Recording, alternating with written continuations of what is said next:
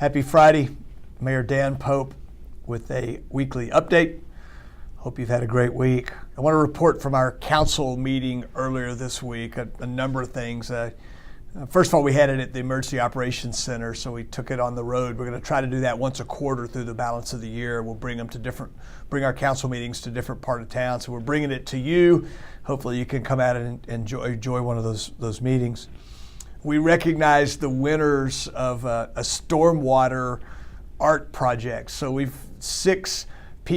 about 50 folks apply, and 6 of them have been chosen to produce artwork on storm drains, on stormwater drains down in the Arts District. And they had to follow 1 or 2 themes, and they'll be actually doing their painting, their work, next Friday night, April the 5th, on First Friday Art Trail.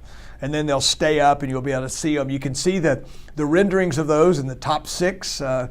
There's also, I think we're going to select the top one of those. All the top 6 have won a cash stipend, and we're providing the paint for them to do this work. The idea is that we're driving awareness about that our lakes begin right there. Those are stormwaters.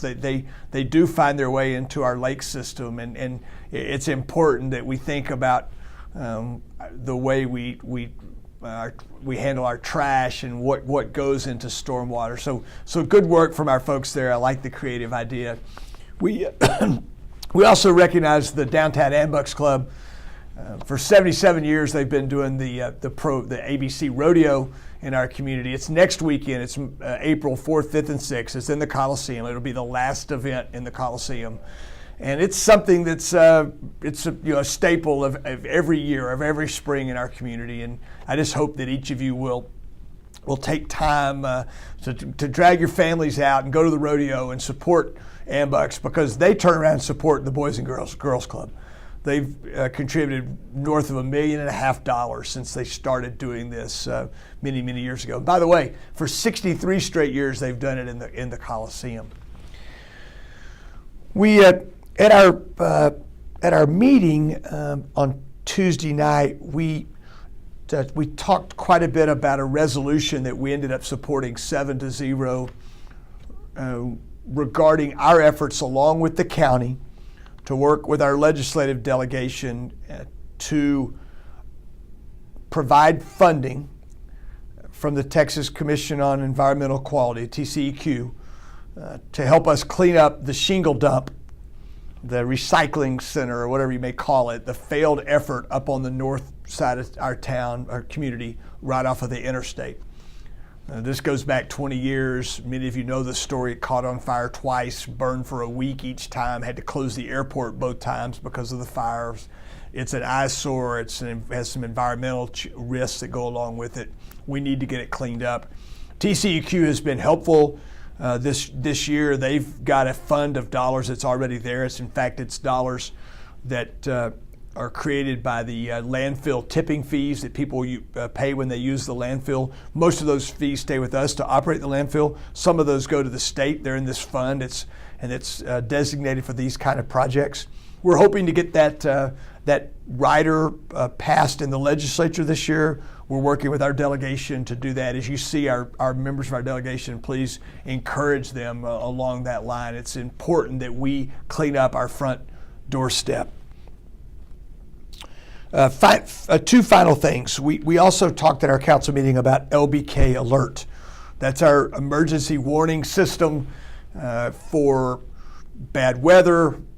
You can customize it for any type of warnings that you would like. We've had quite a few people sign up for that. We got the stats as to the sign up numbers, but we're just scratching the surface. Please sign up. It's free. You can send a text in and just get the emergency update or warnings if you'd like. You can go online and sign up for a much more comprehensive set of warnings. Go to the city website. We'll put a link on this with that also on the video with that information. If you have questions, call 311. Let us help you sign up for this, but get signed up for LBK Alert. Finally, last week, it probably was under the radar for you, but the Trust for Public Land did their rankings on cities with dog parks. And we ranked 58th in the top 100 cities in the country for our dog parks. You'll recall that 18 months ago we didn't have dog parks. Actually, we opened the first one about a year ago. We've got 2 of them now. They're getting a lot of use, and it's nice to see some recognition for the efforts that we had. But more importantly, it's great to see our citizens using the dog parks. They get a tremendous amount of use, and I think it's just another way that, as our city government, we respond to what's important to our taxpayers, to our stakeholders. I hope you have a great weekend, and I look forward to talking to you next week. Keep those good ideas and prayers coming.